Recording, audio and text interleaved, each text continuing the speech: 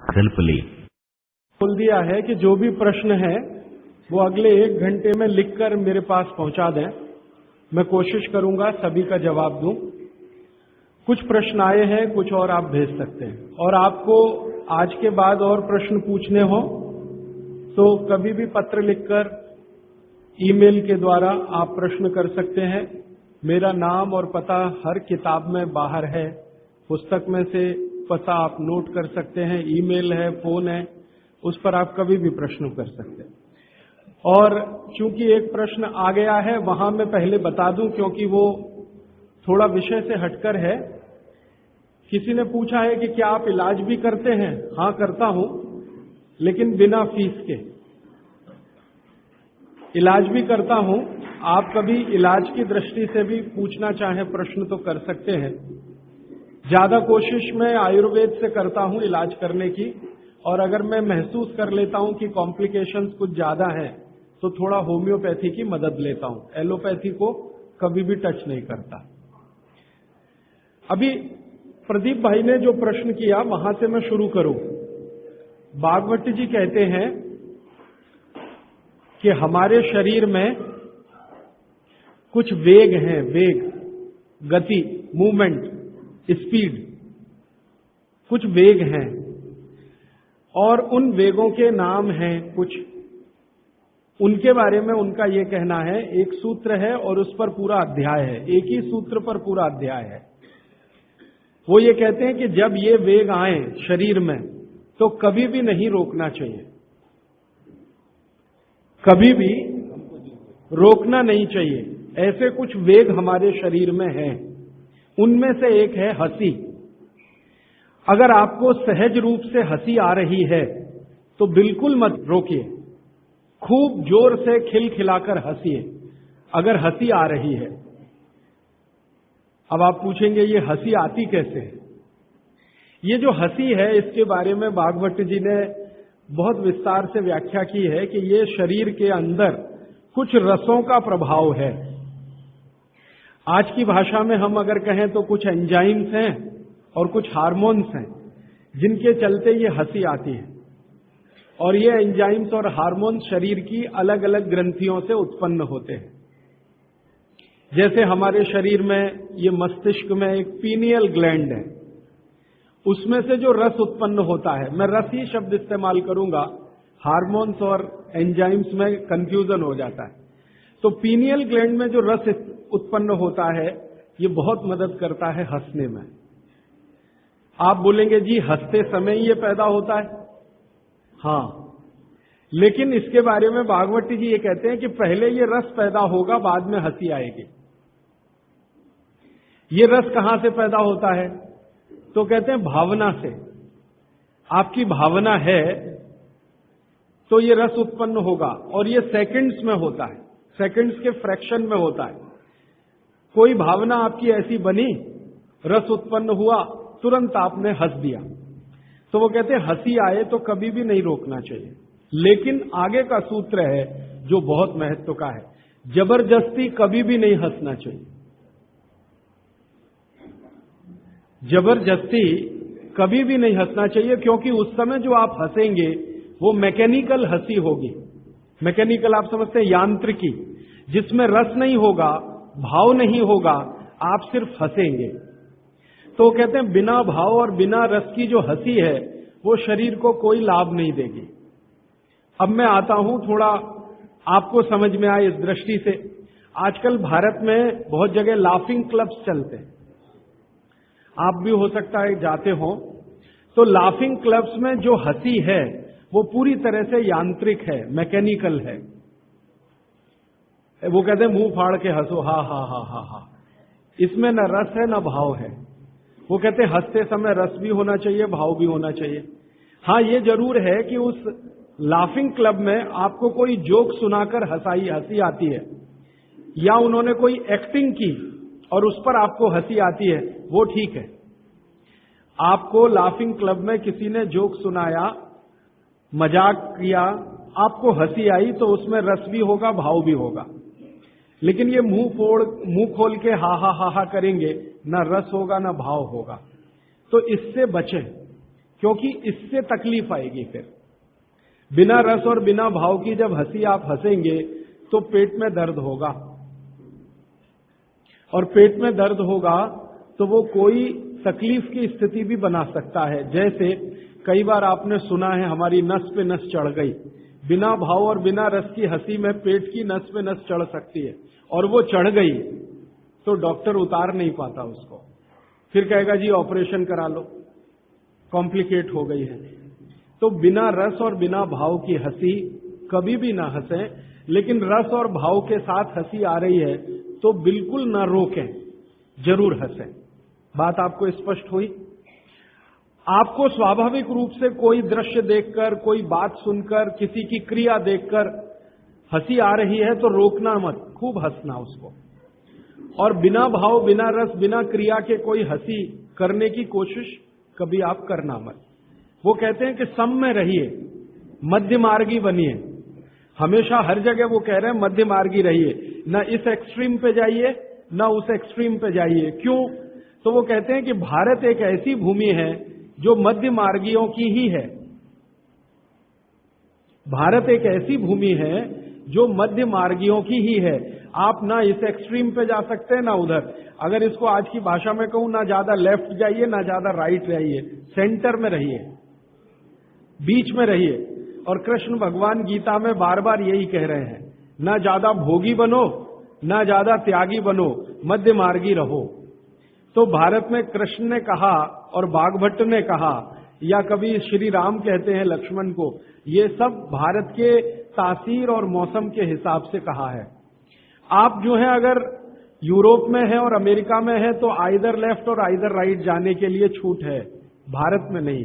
तो इसलिए हंसी के मामले में, भोजन के मामले में, क्रियाओं के मामले में, किसी भी मामले में ना तो लेफ्ट जाइए बहुत, ना तो राइट जाइए, बीच में रहिए। तो हंसी के बारे में भी उनका यही है कि यांत्रिक हंसी माने एकदम एक्सट्रीम लेफ्ट कभी भी मत करिए, और हंसी को रोकिए भी मत, वो एक्सट्रीम राइट, बीच में रहिए। आई तो हंस लिए, ये तो हमेशा नियम के रूप में है, और यही नियम आगे भी है। वो कहते हैं हंसी को रोकिए मत, ये एक वेग है, कभी भी मत रोकिए। इसी तरह से दूसरा एक वेग है छींक, कभी मत रोकिए इसको, लेकिन जबरदस्ती छींकने की भी कोशिश मत करिए। छींक आए तो रोकिए मत, जबरदस्ती छींकने की कोशिश मत करिए। जबरदस्ती कोशिश अगर करेंगे तो उन्होंने एक सूची दिया है भागवत जी ने कि 13-14 रोग आएंगे आपको अगर जबरदस्ती छींक लेंगे तो। इसलिए छींक आ रही है, सहज रूप से छींकिए, रोकिए मत उसको। ये एक वेग है, इसको रोकेंगे तो 23-24 रोग होंगे। जबरदस्ती छींकने की कोशिश करेंगे तो 13-14 के आसपास रोग होंगे। उन रोगों की पूरी सूची है, आप पढ़ सकते हैं पुस्तक में। इसी तरह से एक वेग है प्यास। प्यास एक बहुत बड़ा वेग है। भागवत जी कहते हैं कि जब प्यास लग रही है पानी जरूर पीजिए, रोकिए मत प्यास को, लेकिन पीने का तरीका है वो ध्यान रखिए, सिप सिप करके पीना। बहुत तेज प्यास लगे तो भी सिप सिप करके ही पीजिए, जल्दी जल्दी पानी कभी भी पीने की कोशिश मत करिए। और वो कहते हैं कि ये जो जल्दी पानी पीने का तरीका है ना, इसमें से 2 बीमारियां बहुत होंगी। एक जिसको आधुनिक भाषा में कहते हैं हर्निया, भागवत जी ने उसको कहा है आंत का उतरना, आज की भाषा में कहते हैं हर्निया। और दूसरा एक बीमारी है एपेंडिसाइटिस। पानी को जल्दी जल्दी जल्दी जल्दी पीने में ये 2 बीमारियां सबसे ज्यादा है, हर्निया, एपेंडिसाइटिस। और अगर उम्र बढ़ गई है, आपको उम्र बढ़ गई माने 60 वर्ष के ऊपर, और आप पानी इसी तरह से जल्दी जल्दी पी रहे हैं तो हाइड्रोसिल की बीमारी भी होगी, प्रोस्टेट की भी प्रॉब्लम आ सकती है। इसलिए पानी हमेशा पीने का नियम ध्यान रखिए, सिप सिप। लेकिन जब भी प्यास आए तो पानी पीजिए, प्यास को रोकिए मत। एक ही जगह उन्होंने कहा है कि बिना प्यास के पानी पीजिए, वो सवेरे का है। ऊषा पान के पानी की जो बात उन्होंने कही है कि सवेरे का समय, ब्रह्म मुहूर्त का समय, ब्रह्म मुहूर्त हमेशा सूर्योदय से 1.5 घंटे पहले का माना जाता है, तो ब्रह्म मुहूर्त का समय जरूर पानी पीजिए बिना प्यास के। वही एक समय उन्होंने कहा है कि बिना प्यास के पानी पी सकते हैं, बाकी कभी भी पूरे दिन में उन्होंने कहा है कि प्यास लगे तो जरूर पानी पीजिए। बस नियम वही है कि खाने के तुरंत बाद मत पीजिए। अगर खाने के तुरंत बाद प्यास लगी है तो छाछ पीकर, मट्ठा पीकर, दूध पीकर या जूस पीकर प्यास बुझाइए, और 1.5 घंटे के बाद आप पानी पीकर प्यास बुझाइए। तो प्यास एक वेग है, इसको रोकिए मत। नहीं तो क्या होगा, प्यास रोकने से लगभग उन्होंने सूची बनाई है 58 रोग हैं। अगर प्यास रोकी आपने, जब प्यास लगी है और आप नहीं पी रहे हैं पानी, तो 58 रोग आएंगे। इसलिए वो कहते हैं कि ये आप कभी मत करिए। अच्छा, दूसरी तरफ एक बात और कहते हैं कि उषा पान के समय को छोड़कर बाकी किसी भी समय में जबरदस्ती पानी पिएंगे तो भी तकलीफ आने वाली। हर जगह वो कहते हैं मध्य मार्गी रहिए, ना इधर जाइए ना ज्यादा उधर जाइए। तो ये प्यास का एक वेग है। ऐसे हाँ, आगे वो कह रहे हैं कि पानी जब भी पीना हो आपको तो हमेशा बैठ के ही पीजिए। खड़े खड़े पानी पीने को पूरी तरह से निषेध किया उन्होंने। हमेशा बैठ के पानी पीजिए, और बैठने के 2 तरीके सबसे अच्छे हैं। उकड़ू बैठना, गाय का दूध निकालने वाले आसन में बैठना, नहीं तो ऐसे बैठना जैसे मैं बैठा हूं। कुर्सी पे बैठ के भी पानी पीने को मना किया। वो अर्ध बैठने की स्थिति होती है, आप पूरे नहीं बैठते हैं। हाँ, लेकिन कुर्सी पर बैठ के पानी पीना तो मैंने आपको बता दिया कि ऐसे आलती पालती मार के कुर्सी पर बैठ जाइए फिर पीजिए। आगे का एक वो वेग को रोकने के लिए वो कहते हैं बहुत ही खतरनाक वेग है, जिसको आपने रोका तो बहुत तकलीफ आएगी। अब उसमें आप बहुत सारे तर्क और सवाल कर सकते हैं। भूख, ये भूख एक ऐसा वेग है जिसको अगर आपने जबरदस्ती रोकने की कोशिश की तो इसमें सबसे ज्यादा रोग उन्होंने गिनाए हैं। 103 रोग हैं अगर भूख को जबरदस्ती रोकने की कोशिश आपने की। और वो कहते हैं पहला रोग शुरू होगा एसिडिटी से और आखिरी जाएगा अंतड़ियों का कैंसर, इंटेस्टाइनल कैंसर। इसलिए कहते हैं भूख को जबरदस्ती मत रोकिए। अब तुरंत आपके मन में सवाल आएगा, जी हम तो उपवास करते हैं तो उन्होंने कहा है एक सूत्र में कि उपवास शरीर के शुद्धि की क्रिया है। और वो आगे कहते हैं कि शरीर शुद्धि होती है तो मन और चित्त दोनों की भी शुद्धि होती है उसके साथ। तो उपवास एक क्रिया है जो शरीर शुद्धि, मन और चित्त तीनों की शुद्धि के लिए है, लेकिन उसके लिए नियम है। वो ये कहते हैं कि जब आपके शरीर में आपको ऐसा लगने लगे कि अतिरिक्त कुछ हो रहा है, अतिरिक्त से मतलब मैं समझाता हूं, आप खाना खा रहे हैं और आपको ऐसा लग रहा है कि जितनी जरूरत है उतना खा रहे हैं, और कभी ऐसा लगने लगे कि जरूरत से ज्यादा खा लिया है, हमको तुरंत महसूस हो जाएगा, ये शरीर तुरंत बता देगा कि आज तो कुछ ज्यादा ही खा लिया। तो कहते हैं कि जब स्थिति ऐसी हो, वो किसी भी कारण से हो, आपको किसी चीज का स्वाद बहुत पसंद आ गया, या किसी ने बहुत आग्रह पूर्वक आपको खिला दिया, या आप कुछ इस स्थिति में थे, मूड आपका ऐसा था, ध्यान ही नहीं रहा, बातें करते करते या खाना खा रहे हैं ज्यादा चला गया, ऐसी किसी भी स्थिति में जब अतिरिक्त है तब आप उपवास के बारे में जरूर तय करिए, माने आप उपवास करिए। अब उन्होंने उपवास के नियम बताए, बहुत लंबा अध्याय है वो, उसमें से 2-3 महत्व के नियम बता देता हूं। पहला नियम यह है कि कभी भी उपवास अगर करना है तो सप्ताह में माने 7 दिन होते हैं, उसमें 1 दिन का तो ठीक है, 1 दिन का उपवास बहुत अच्छा है। 7 दिन अगर आपने लगातार सुबह दोपहर शाम 3 बार भोजन किया है तो कहते हैं 1 दिन का उपवास बहुत अच्छा है, जरूर कर सकते हैं। लेकिन उस उपवास वाले दिन नियमित रूप से समय समय पर बीच बीच में पानी पीते रहिए। बिना पानी का उपवास अच्छा नहीं है, पानी पीते रहिए बीच बीच में। क्यों पीते रहे? वो कहते हैं कि आप भले उपवास करो, लेकिन शरीर के पेट में जो अम्ल बनने की क्रिया है वो तो रुकने वाली नहीं है, वो तो तभी रुकती है जब आप मर जाते हैं। ये तो सतत अम्ल को रिलीज करता ही रहता है। और पेट में जो अम्ल है वो ना हाइड्रोक्लोरिक एसिड है, खराब अम्लों में उसकी गिनती मानी जाती है। हाइड्रोक्लोरिक एसिड ही पेट में ज्यादा है, तो ये तो रिलीज होता ही रहेगा। अब ये रिलीज होता है खाने को पचाने में मदद करने के लिए। खाना आप खाएंगे नहीं, लेकिन इसका रिलीज होना रुकेगा नहीं, क्योंकि शरीर आपके कंट्रोल में नहीं है, वो प्रकृति और भगवान के कंट्रोल में है। तो वो कहते हैं कि थोड़ा पानी पीते रहें, तो ये जो HCl है ये डाइल्यूट होके पेशाब के रास्ते निकलता रहे तो हानि नहीं पहुंचाएगा। और अगर आपने पानी नहीं पिया उपवास में, तो ये हाइड्रोक्लोरिक एसिड आपकी अंतड़ियों को जला डालेगा, आंतों को जला डालेगा।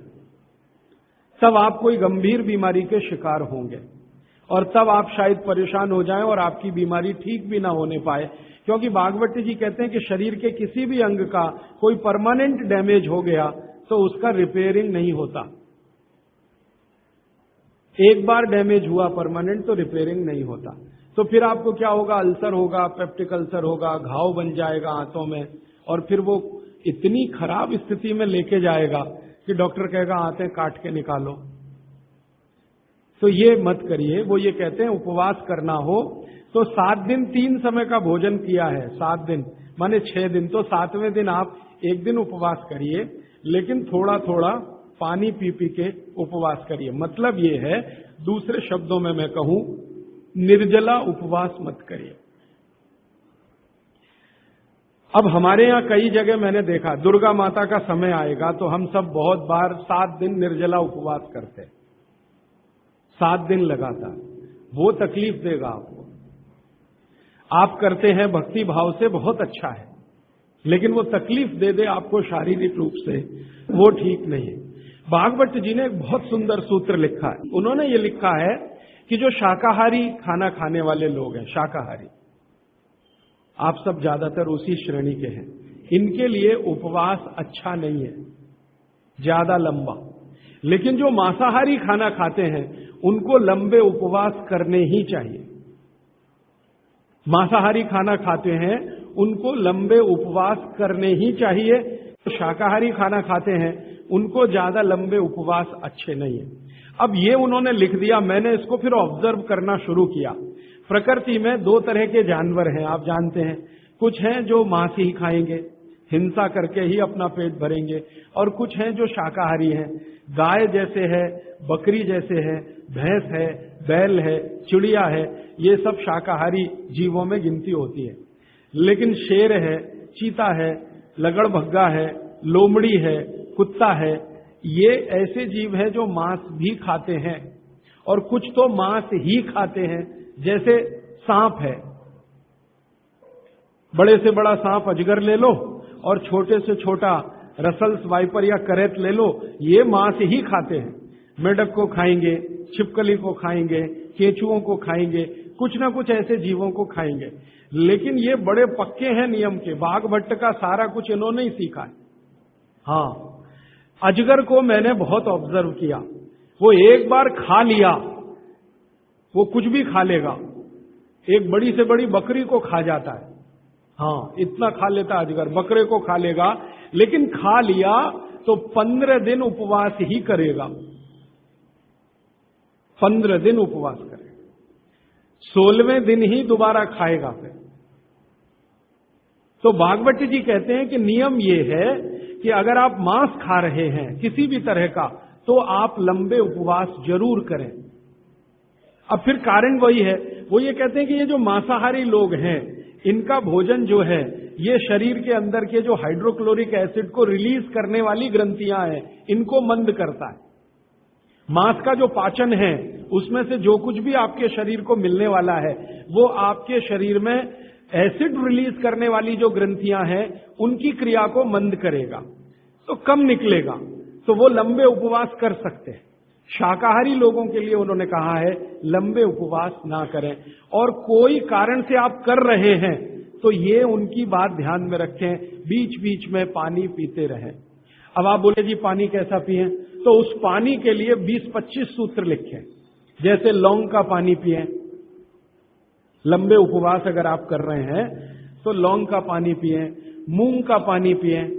मूंग की दाल आप समझते हैं, उसका पानी बनाना आप सब जानते हैं। मूंग की दाल का पानी पिएं, पानी में घी डाल के पिएं। ये भागवत जी ने ही लिखा और किसी ने नहीं लिखा। दूध में घी डाल के पिएं, ये तो चरक ने भी कहा है, सुश्रुत ने भी कहा है, पाराशर ने कहा है, निघंटू ने कहा है, 20 लोगों ने। पानी में घी डाल के पिएं, ये भागवत जी का ही है। वो कहते हैं लंबे उपवास कर रहे हैं तो पानी में घी डाल के, घी माने गाय का घी, भैंस के घी का कहीं भी उन्होंने जिक्र नहीं किया। एक ही जगह किया है, जो पहलवान है, कुश्ती लड़ रहे हैं, वो भैंस का घी खाएं, बाकी लोगों के लिए भैंस का घी नहीं है, गाय का घी। तो पानी में घी डाल के पिए, पक्का पानी पिए। पक्का पानी आप सब समझते हैं, उबाल के पानी बनाया हुआ। पक्का पानी बनाते समय आप जानते हो थोड़ा चूना भी डाला जाता है, तो चूने का पानी पिए। ऐसे कर करके 23-24 सूत्र उन्होंने लिखे हैं। वो लंबे उपवास करने वालों के लिए हैं। माने आप में से जैन धर्म का पालन करने वाले लोग लंबे लंबे उपवास करते हैं तो उनके लिए है। लेकिन एक जगह भागवत जी कह रहे हैं कि उपवास करने का सबसे अच्छा तरीका एक है, अगर करना ही है तो आप लोग करते हैं, बियासना करते हैं, एक दिन खाना एक दिन उपवास। वो कहते, इसको क्या कहते हैं, एक दिन खाना एक दिन उपवास? वर्षितप। यस, माफ करिएगा, गलत शब्द बोल दिया। एक दिन खाना एक दिन उपवास, एक दिन खाना एक दिन उपवास, एक दिन खाना एक दिन उपवास, इसको भागवत जी सबसे अच्छा मानते हैं। लगातार 6 दिन खाना और एक दिन उपवास, वो कहते हैं ठीक है, मजबूरी का काम है, आप कर लीजिए। लेकिन अगर आपको दिल से उपवास में उतरना ही है तो ये बेहतर है, एक दिन खाना एक दिन तो वो कहते हैं कि थोड़े दिन में शरीर इसका आदी हो जाता है और फिर आपके शरीर में एसिड निकलने की क्रिया उसी के हिसाब से होती है।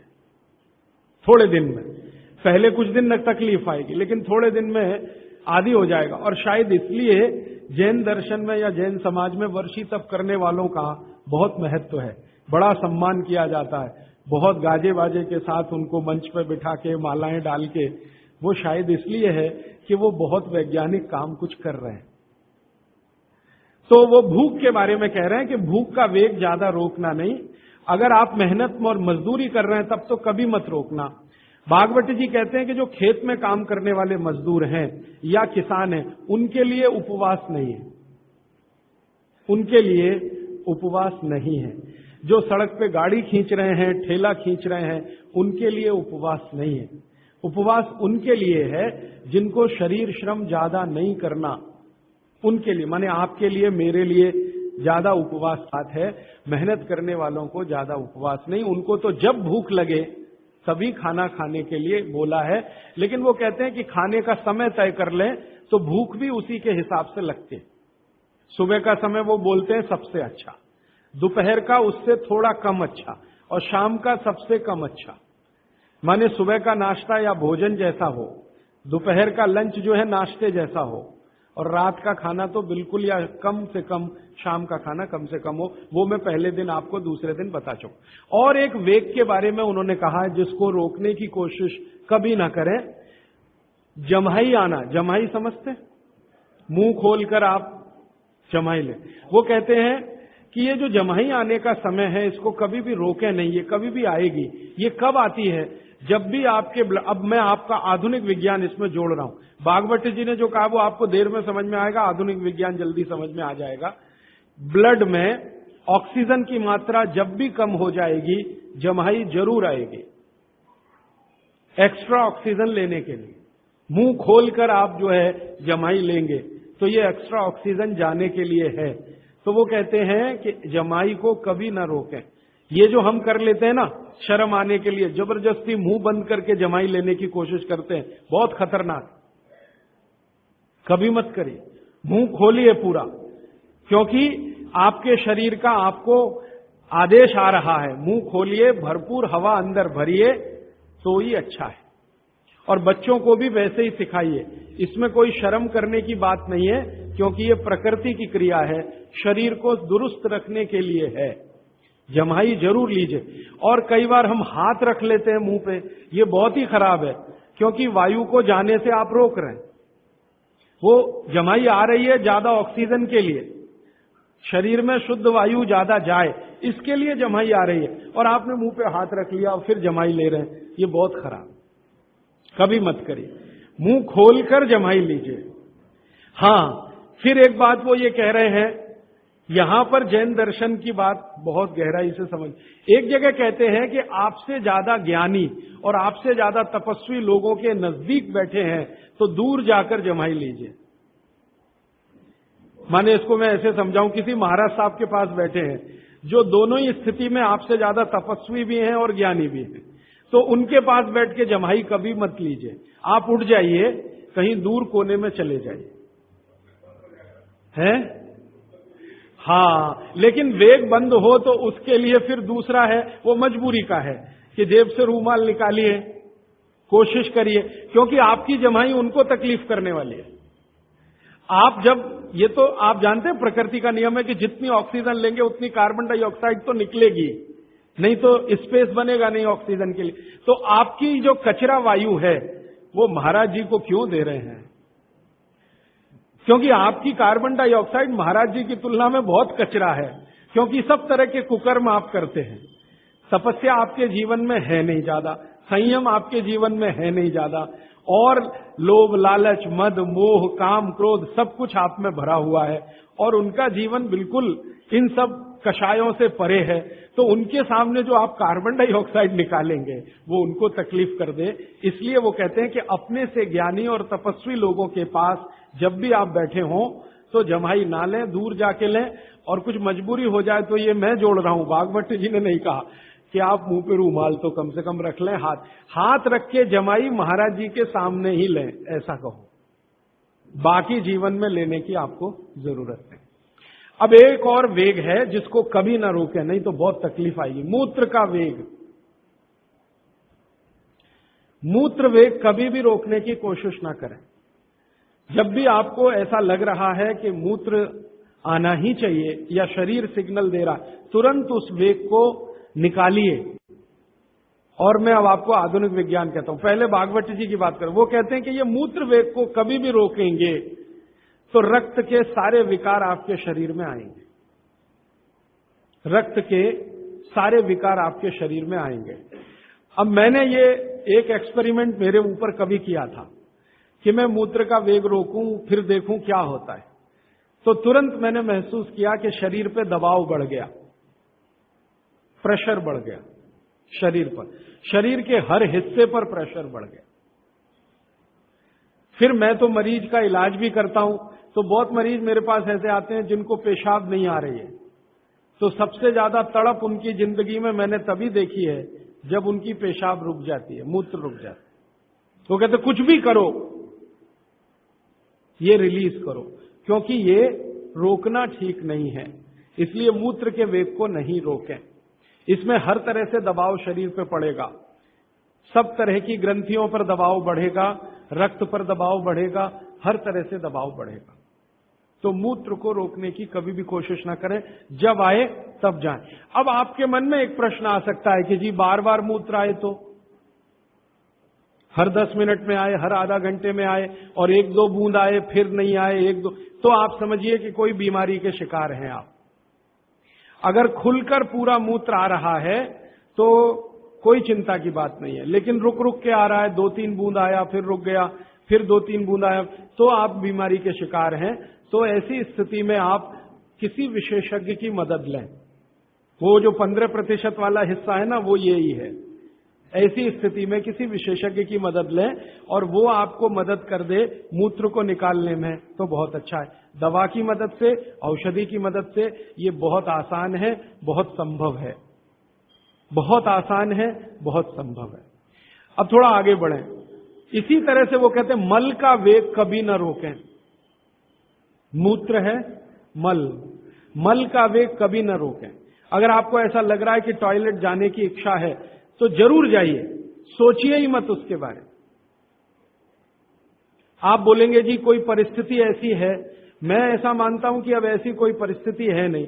ट्रेन में सभी जगह टॉयलेट रूम्स हैं, हवाई जहाज में सभी जगह टॉयलेट रूम्स हैं, आपके घर में तो है ही, यहां जहां भी बैठे हैं वहां है।